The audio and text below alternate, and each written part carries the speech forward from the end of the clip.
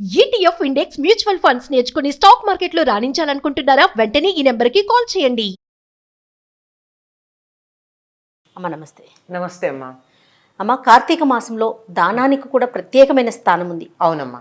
దానం అంటే ఏంటి? ఏ ఏ వస్తువులు మనం దానంగా చేయాలి? ఎవరు స్వీకరించాలమ్మా? కార్తీకం అనగానే ఇది శివకేశవులకి అందరికీ ప్రీతిపాత్రమైనటువంటి మాసం అని చెప్పుకుంటాం కదా. అందువల్ల అందరికీ ప్రీతిపాత్రం గనక అందరూ సంతోషపడేటట్టుగా కార్యక్రమాలు చేస్తాం. అందులో స్నానం అన్నది మనకి సంబంధించినటువంటి సాధకులకు సంబంధించింది, దీపము ఇత్యాదులన్నీ అందరికీ సంబంధించిన దాంట్లో దానం అన్నది చాలా ప్రధానమమ్మ. ఈ దానాలు ఏం చేయాలి అంటే ఒక్కొక్క పురాణాన్ని అనుసరించి మనకి పద్మపురాణంలోను స్కాంద పురాణంలోను అన్నింటిలోనూ విడివిడిగా చెప్పబడి ఉన్నాయి కదా. దాన్ని అనుసరించి స్వల్పంగా భేదాలు ఉన్నాయి. ఏ రోజు ఏది చేయాలని మొత్తం మీద అన్నీ చేయవలసినవి ఏమిటంటే మనకి దానం అనగానే ఏం గుర్తొస్తుందమ్మా? ధనం ఇస్తాం, అది గుర్తొస్తుంది. ధనమే కాదండి ఇవ్వవలసింది, అందులో బంగారం, ఇంకా లెక్కలు చెప్తారు. ఏదో దశవిధ దానాలు అని చెప్పి బంగారము, వెండి, ఇనుము, రాగి, నువ్వులు, కందులు, బియ్యం, ఇట్లా ఏవో చాలా చాలా చాలా చెప్తారు. ఇవన్నీ ఇవ్వచ్చు. కానీ వీటిల్లో పుచ్చుకునే వాళ్ళు కూడా ఉండాలిగా. నువ్వులు ఇస్తే ఎవరు పుచ్చుకుంటారు, ఉప్పు ఇస్తే ఎవరు పుచ్చుకుంటారు, ఇంకేదో వాటితో కలయిక అయితే తప్ప. కానీ వాటి గురించి పెద్దగా కూడా ప్రస్తావన లేదు. అయితే ఇందులో దానం చేయడం అనేటటువంటి విషయానికి వచ్చినట్టయితే కార్తీక పురాణంలో మనకు కనపడేటటువంటి దానాలు చాలా చిత్రమైన దానాలు కనపడతాయి. ఒకటి సాలగ్రామ దానం, మరొకటి కన్యాదానం. కన్యాదానం ఇటువంటివి కూడా దానాల కిందే లెక్క వస్తాయి గనక వీటిని చేస్తే కూడా అంతులేనటువంటి ఫలితం లభ్యమవుతుంది. వీటికి సంబంధించిన కథలు మనకి కార్తీక పురాణంలో ఉంటాయి, మనం వింటూనే ఉన్నాం కదా. కార్తీక పురాణం అందులో ఉంటుంది. ఇది సాలగ్రామ దానం అంటే ఏమిటి? సాలగ్రామం సాక్షాత్తు విష్ణు స్వరూపం. ఈ విష్ణు స్వరూపంగా ఉన్నటువంటి సాలగ్రామాన్ని తీసుకుని ఎవరికన్నా దానం ఇచ్చారు అంటే ఏమైందండి? ఎంత ఖరీదైంది అది సాలగ్రామం దానం ఇవ్వడం? ఏదో కొంటాము, లేకపోతే దొరుకుతుంది, నర్మదా తీరానికి అక్కడికో గండకీ తీరానికో పెడితే దొరుకుతాయి, తెచ్చి పెడతారు. దాన్ని దానం ఇవ్వడానికి ఏమంత పెద్ద విశేషం అని చెప్తారు? కాదు. ఏదైనా దానం ఇచ్చేటప్పుడు దానానికి మామూలుగా ఒక వస్తువు అట్లా ఇచ్చేయడం ఉండదమ్మా. ఇప్పుడు మనం పూర్వం రాజులు ఆవుల్ని దానం ఇచ్చారనుకోండి, ఆవుల్ని దానం ఇస్తే ఆవుల్ని చూరుకునేవారా? కాదు. ఆవుకి ఎన్ని ఆవుల్ని ఇచ్చారో వాటికి కనీసం సంవత్సరానికి సరిపడిన గ్రాసం ఇవ్వాలి. గడ్డి దానం ఇచ్చిన వారమ్మా ఊరికే ఇచ్చేసి నాకు గోదాన ఫలితం రావాలి అంటే ఎలా వస్తుంది? కనీసం ఇప్పుడు కూడా ఎవరైనా గోవుని గనక దానం ఇచ్చినట్టయితే తప్పనిసరిగా సంవత్సరానికి సరిపడా గ్రాసం ఇవ్వాలి, గడ్డికి ఇవ్వాలి. దాని అంటే గోమాతకి సరిపడా ఆహారానికి సంబంధించి ఇవ్వాలి, మనం ఇవ్వాలి. ఇంకా రాజులైతే ఎన్ని గోవులు ఇచ్చారో వాటికి సరిపడినటువంటి గడ్డి దొరికేటటువంటి స్థలాన్ని ఇచ్చేవారు. గడ్డి ఎక్కడ ఇస్తారు? ఇన్ని ఎకరాలు ఇచ్చేస్తే గడ్డి తింటాయి అవి.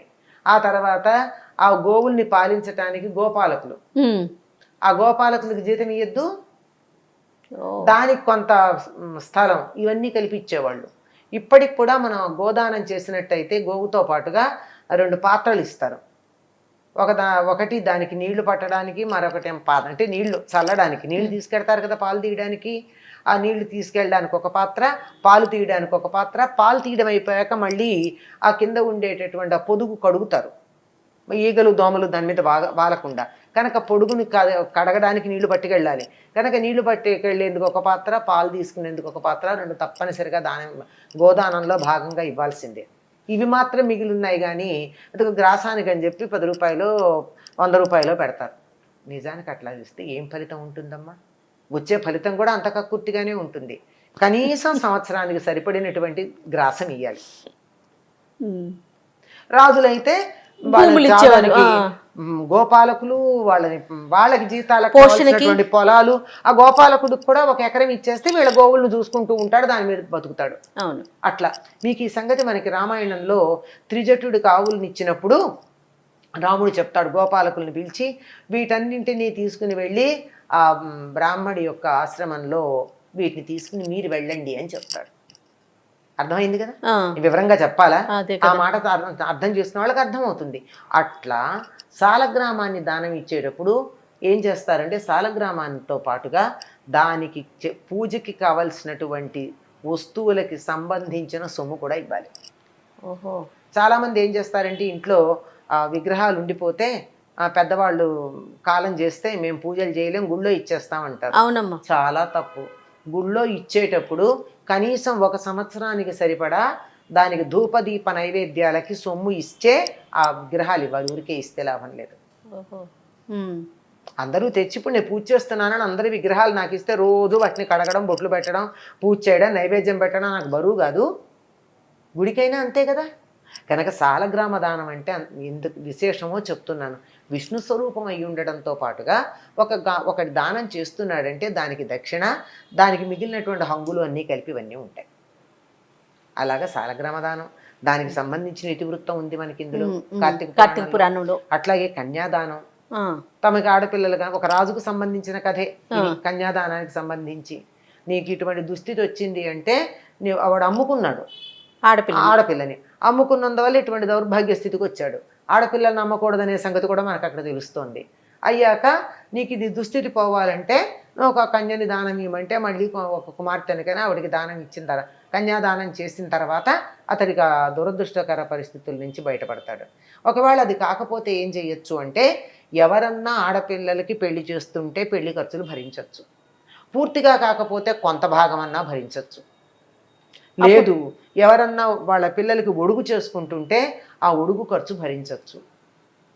ఇవన్నీ కూడా దానాల కింద లెక్క వస్తాయి. ఇటువంటివన్నీ కార్తీక మాసంలో గనక చేసినట్టయితే ఫలితాలు చెప్తాడు అందులోనే. ఏదో ఇన్ని అశ్వమేధాలు చేసిన ఫలితం, ఇంతకాలం పాటు నువ్వు స్వర్గంలో ఉంటావు లేదా శివలోకంలో ఉంటావు అని చెప్పేటటువంటి ఫలితాలు చెప్తాడు. కానీ అవన్నీ మేము చూడం కదండి అనేవాళ్ళు చాలామంది ఉన్నారు కదా. అవన్నీ చూస్తారో లేదో, అవుతాయో లేదో నమ్మని వాళ్ళకి మనం చెప్పలేము. కానీ ఇక్కడ మాత్రం నేను ఎవరికన్నా వాళ్ళ అమ్మాయి పెళ్లి చేసుకోవడానికి సహాయం చేస్తే నా పట్ల కృతజ్ఞత కలిగి ఉంటారా, ఉండరా? ముందు మనకి ఎంత తృప్తిగా ఉంటుంది. అలాగే కొడుకుండి ఒడుగు చేసుకోలేని పరిస్థితులు, ఇవాళలాగా సామూహిక ఉపనయనాలు, గంటలో ఉపనయనాలు లేవు కదా ఆ రోజుల్లో, కనీసం 5 రోజులు. మరి చేయాలంటే దాంట్లో కనీసం కొంత భాగం, నేనంతా ఇవ్వలేను, ఒక బ్రాహ్మడికి ఇచ్చే దక్షిణ ఇస్తా, అది ఓ పురోహితుల్లో ఒకళ్ళకి ఇచ్చే దక్షిణ, లేదా ఒక ఖర్చు, ఒక భోజనం, సమిధలు, నెయ్యి, ఏదో ఒకటి. ఇలా తన వంతు తన శక్తి ఎంత ఉంటే అంత ఒకళ్ళు ఒడుగు చేస్తూ ఉంటే గాని, అమ్మాయి పెళ్లి చేస్తూ ఉంటే గాని సహాయం చేసినట్టయితే కార్తీక మాసంలో చాలా ఫలితం ఉంటుందంటారు. సరే ఇంకా డబ్బు అంటారా, చెప్పనే అక్కర్లేదు. మిగిలినప్పుడు ఎట్లా ఉన్నా బ్యాంకుకి వెళ్ళి మరి చిల్లర తెచ్చుకుని ఇలా పట్టుకెళ్ళి సంచితో అందరికీ తలక రూపాయి వేస్తూ ఉంటారు చాలామంది. పుణ్యం మూట కట్టుకు వెళ్ళిపోదామని. మంచిదే, అదైనా మంచిదే.